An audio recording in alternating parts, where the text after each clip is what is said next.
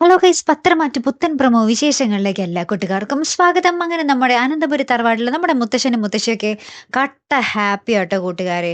ഒരു രക്ഷയില്ലാത്ത സന്തോഷത്തിലാണ്. അപ്പൊ നമ്മുടെ മുത്തശ്ശൻ പറയുന്നുണ്ട് അവൻ കേരളത്തിലെ നമ്പർ വൺ വക്കീലാകും, നോക്കിക്കോ എന്നൊക്കെ പറയുകയാട്ടോ നമ്മുടെ മുത്തശ്ശിയുടെ അടുത്ത്. അപ്പുറത്ത് നമ്മുടെ അനാമിക അച്ഛനോട് കയർക്കുക കടന്ന്.